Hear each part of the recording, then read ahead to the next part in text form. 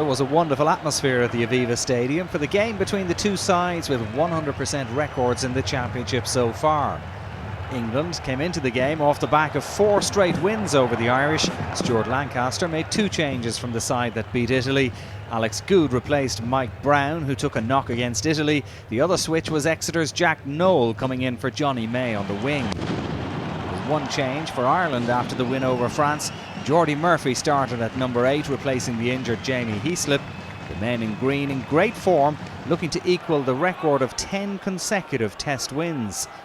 And the home side started on the front foot, roared on by a passionate crowd. They were on the attack from the off. England were penalised when James Haskell was slow to roll away. Johnny Sexton landed a superb penalty from the 10-metre line to put Joe Schmidt's side 3-0 ahead inside the first 2 minutes.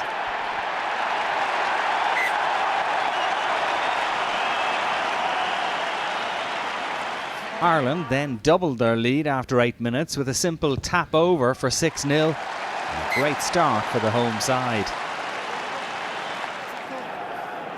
England eventually established some possession and on 11 minutes opened their account.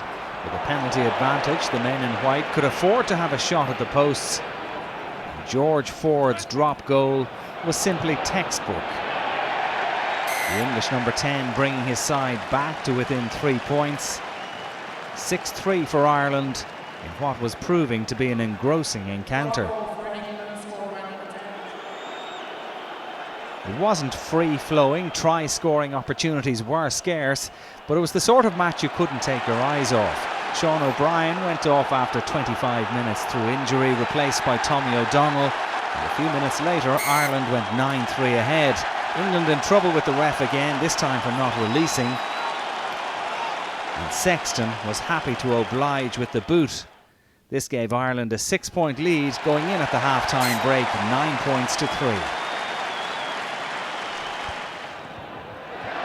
Into the second half, Ireland caused a few English hearts to flutter when Henshaw kicked ahead. Goode was in position to tidy up at the back, and the Saracens' full-back was calm when it looked like he might be collared by a posse of chasing Irishmen. Goode did well to evade them before the danger was eventually cleared. But Ireland continued to press, and 7 minutes after the break, when Chris Robshaw came into the ruck from the side, the ref blew for a penalty. This was Johnny Sexton territory. The Ireland number 10 making it 4 successful kicks from 5 to give Ireland a 12 points to 3 lead.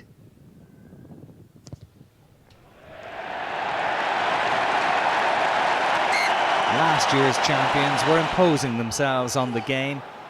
And then with 52 minutes gone, Ireland already had a penalty advantage, and Conor Murray put a crafty kick into the corner over Goode's head.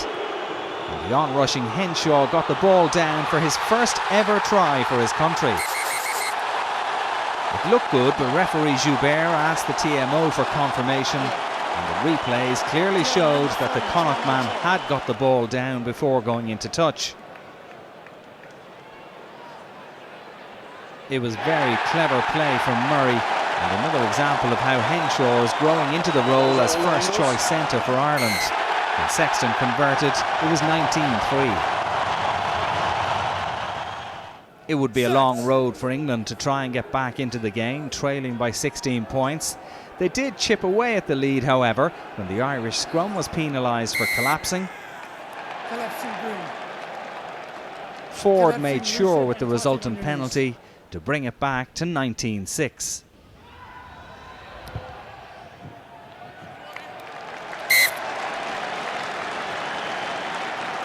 Then 13 minutes from time, further English pressure drew reward.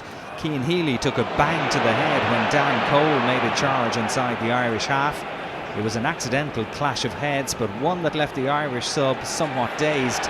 England kept the movement going, and when Peter O'Mahony was penalised at the ruck, it was another penalty. The replay of the earlier incident showed that Healy took a bang to the jaw as he attempted to tackle Cole. Thankfully, he was okay to continue. But England had another shot at goal. Ford's kick was on target to bring it back to 19-9. Suddenly there was a glimmer of hope for Lancaster's men, who were starting to dominate possession. Nick Easter came close as England pressed for a badly needed try. The Irish defending stoutly, and although Easter got over the line, he looked to be held up, and it wouldn't have counted anyway, as the ref blew for blocking by Billy 12 Trees. The danger was averted. The 10-point margin was a comfortable cushion for Ireland, and with the clock ticking towards 80 minutes, Lancaster's men launched one final attack.